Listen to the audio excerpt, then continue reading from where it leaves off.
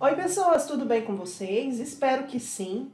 Nós vamos dar continuidade à aula da semana passada. Antes de tudo, eu quero dizer para vocês que a atividade era muito simples da semana passada. Era para vocês simplesmente escreverem um texto. Um texto correlacionando a escala do tempo geológico, os 4,6 bilhões de anos em que o planeta Terra evoluiu, chegando no ponto que a gente está aqui hoje, e falar das marcas que o homem imprime nesse planeta. Então, falar da industrialização, dos impactos ambientais, da maneira que o homem vive e apropria desse espaço. Então, uma reflexão a respeito das ações humanas, né, a ação antrópica no meio, tá bom? E agora a gente vai continuar com o nosso conteúdo de tectônica de placas. A gente vai fazer uma retomada dos conteúdos que a gente viu anteriormente, porque eles são importantes. Então, ao longo dessa aula, eu acredito que eu vou sanar muitas das dúvidas que vocês têm. Vamos lá? Então, olha só. Primeiro, a gente viu, vou pegar até esse globo aqui. A gente viu na aula passada que a Terra era composta por 3 camadas: crosta, manto e núcleo. Eu quero que vocês pensem em uma questão, tá bom? Do jeito que a gente está vendo no globo, não é o que corresponde à crosta terrestre. Ela não é contínua assim, certo? Eu quero que vocês pensem na crosta como se fosse uma casquinha de um ovo que ficou batendo na sacola do supermercado e ficou todo trincadinho, que quando você abriu a caixa ele estava cheio de trinquinhas. É isso que é a crosta terrestre, tá bom? Então, uma grande camada sólida, né, mas fragmentada em partes. Cada partezinha dessa nós chamamos de placa tectônica, sim, e elas estão sob o manto, ou seja, sob o magma da Terra. E aí, houve um carinha que levantou essa hipótese, que era Alfred Wegener, que disse o seguinte: olha, esses continentes, do jeito que tá aqui, se observar bem, observar as costas, né, o seu formato, a gente vai ver que isso aqui encaixa. Isso aqui no passado, eu acho que ali há mais ou menos 200 milhões de anos atrás, era uma coisa só. Quando ele disse isso, e olha que ele viveu entre 1880 e 1930, a comunidade internacional queria morrer. Estava errado, né? Aquilo ali era impensável para a época. Então ele não teve nenhuma credibilidade naquele período. Porém, houveram outros estudiosos, outros cientistas, como no caso do Arthur Holmes, que viveu entre 1890 e 1965, que começaram a comprovar e perceber que tinha sentido o que ele estava falando. Então, aquele único continente, que era a Pangeia, que foi se fragmentando, né, que surgiu Laurásia e Gondwana, e depois deu origem aos continentes como nós conhecemos, aquilo ali faria sentido.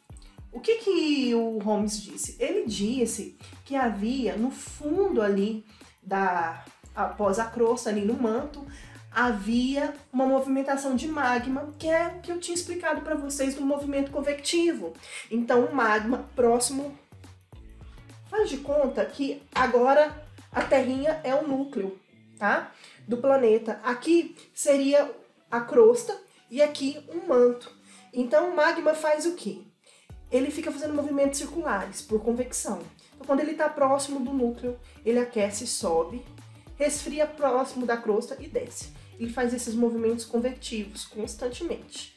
Ou seja, essas casquinhas que eu falei para vocês, que as placas tectônicas, elas se movimentam. Então aí já provava que aquela historinha da Pangeia poderia ser verdade, né? Confirmando a hipótese de Wegener. Um outro aspecto importante foi levantado por William Jason, que nasceu em 1935. O que ele dizia? Ele dizia que o assoalho marítimo, o fundo ali do oceano, estava em expansão, tá bom? E aí ele comprova isso através das dorsais mesoceânicas. O que é isso? São as grandes elevações ali no fundo do oceano, principalmente nas porções centrais dos oceanos. Então imagine 2 placas tectônicas que estão caminhando em sentidos contrários e se afastando. À medida que ela afasta, aquele material que está presente, que é o magma, né? Ele começa então a sair ali daquela região, né? A ter então a deposição de magma no fundo do oceano, formando essas cordilheiras. Então imagina montanhas, só que no fundo do oceano. Isso se dá por quê? Por conta do afastamento dessas placas tectônicas. Então aí nós teríamos o terceiro indício que afirma o que Wegener disse, tá? Que eu levantei para vocês anteriormente. O que eu tô querendo dizer para vocês? É que nós sabemos hoje que essas placas tectônicas estão em movimento.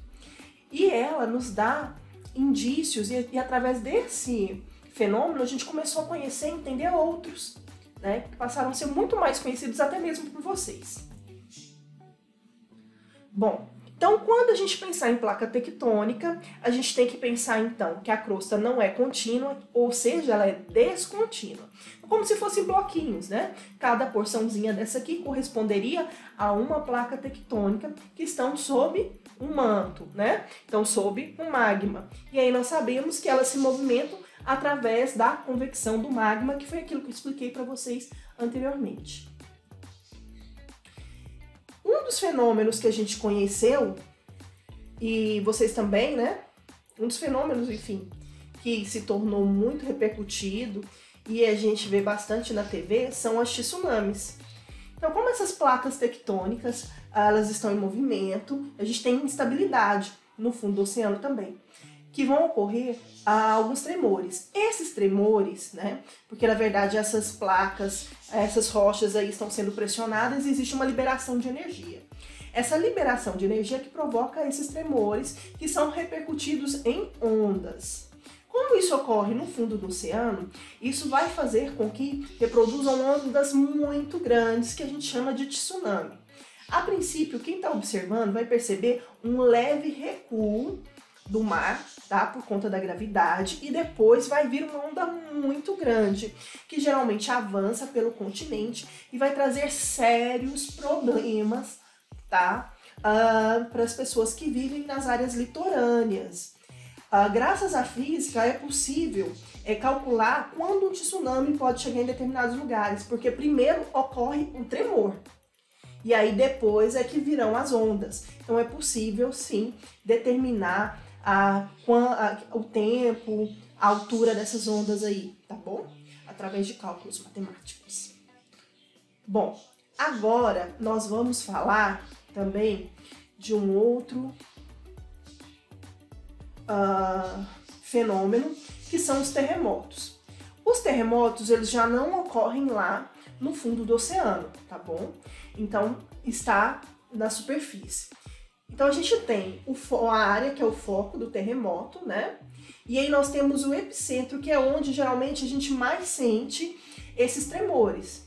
No caso aqui, nós temos uma falha, e aí seria nessa área que ocorreriam os tremores, certinho?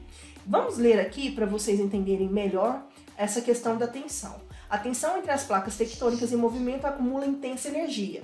Ao ser descarregada, produz a ruptura do material rochoso, formando a falha, tá, gente? E aí, geralmente, quando há uma acomodação entre elas e você tem aí essa ruptura, a gente tem liberação de energia. E aí, ela tem que sair de alguma forma, né? E ela é liberada através de ondas que, então, onde ocorrem os abalos sísmicos ou os terremotos. Existem também os terremotos que se dão em falhas transcorrentes, também chamadas de transformantes. Nessas falhas, as placas se movimentam lateralmente, em sentidos opostos. E a fricção provoca os focos sísmicos. Basicamente isso aqui, ó, gente, tá bom? Também, através desse movimento, é possível haver aí liberação de energia. Certinho? Então vamos para o próximo. E aí, diante da movimentação da placa, nós temos 3 tipos de placa. Nós temos as convergentes, que elas fazem isso aqui, elas vão no mesmo sentido, certo? Nós temos as transformantes, que é o que eu falei agora para vocês, elas deslizam assim. Tô falando de uma maneira bem simples, tá, gente? Para vocês entenderem. E as divergentes, que vão no sentido contrário. Então, nós temos 3 tipos de placa: convergente, transformante e divergente. E cada uma delas vão produzir uma formação de relevo diferente, tá bom? Uma paisagem diferente na superfície terrestre. Quando a gente pensa na Cordilheira dos Andes, aqui nós temos placas convergendo no mesmo sentido. Elas fazem isso aqui, tá bom? E aí a placa mais pesada, que é a placa oceânica, que a gente tem continental e oceânica, e aí você tem o oceano ali, então é mais pesadão. Ela geralmente desce, tá? Para as áreas mais profundas do manto e começa a fundir esse material da placa. Então a gente chama isso de subducção, tá bom? Então lá naquela primeira imagem, é esse o processo da formação das Cordilheiras dos Andes. Então, é uma placa convergente. E aí, nós temos também a falha de San Andreas, tá? Que já é dentro dessa perspectiva aqui, ó, pessoas. Então, quando a gente fala de placas que estão deslizando umas sobre as outras, nós estamos falando lá da falha de San Andreas. Olha a foto. Aqui, tá vendo? Dá para perceber direitinho. Então aqui a gente tem uma falha, uma ruptura dessa placa, né? E elas ficam deslizando ali uma sobre as outras, uma sobre a outra.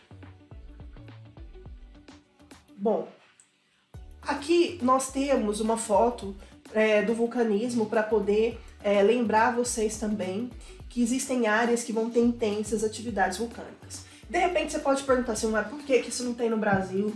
Por que a gente não sente terremoto? Primeiro, terremoto a gente sente uns abalos bem pequenininhos, tá? Imperceptíveis. A gente fala sente não, mas existem. Abalos assim imperceptíveis, que às vezes só o sismógrafo consegue ali captar, tá bom? Nós não sentimos muitas vezes, mas já houve alguns registros em Minas de pequenos tremores em outros lugares do Brasil, se vocês quiserem fazer uma pesquisa certinho. Mas o Brasil tá bem no meiozão de uma placa tectônica, da placa sul-americana. Então quase que nós não sentimos os tremores, porque para sentir nós teríamos que estar na bordinha da placa.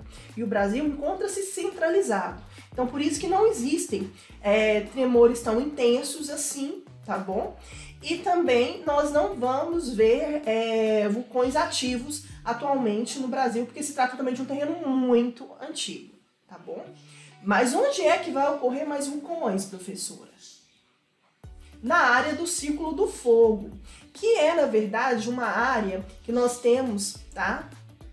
O encontro de placas tectônicas, que é essa área aqui, que são áreas de constante terremotos e que tem muitos vulcões, tá bom? Por conta da sua localização, dessas bordinhas da placa tectônica que eu falei para vocês. Nós estamos bem aqui, por isso que nós não sentimos tanto, como eu havia falado. Então, toda vez que tem uma pressão no interior, ali no manto, existe uma bolsinha que a gente chama de câmara magmática que acaba por ir guardando magma, e esse material, devido à pressão e às altas temperaturas, acaba entrando em erupção. O magma, aquele material que estava lá no interior da Terra, quando ele é expelido pelo vulcão, ele não é mais o magma que nós conhecemos. Se trata da lava. Lava, viu? Não é larva não, pessoas. O que é isso? Por que lava agora, professora? Aqui nós temos rocha, liberação de outros gases, então já não é mais aquele mesmo material que eu falei para vocês lá no início da aula. Essa é a diferença. Mas vulcão expele só lava? Não. Rochas, gases, cinzas, tá bom? Existe uma série de materiais que são expelidos pelos vulcões. Pessoas, basicamente é isso. Um videozinho muito curto, é para vocês retomarem aquele capítulo que eu mandei para vocês em PDF, a gente termina ele hoje com atividade. Dúvidas é pra gente tirar um EO, hein? Não dorme não, fica moscando, eu espero vocês. Beijo!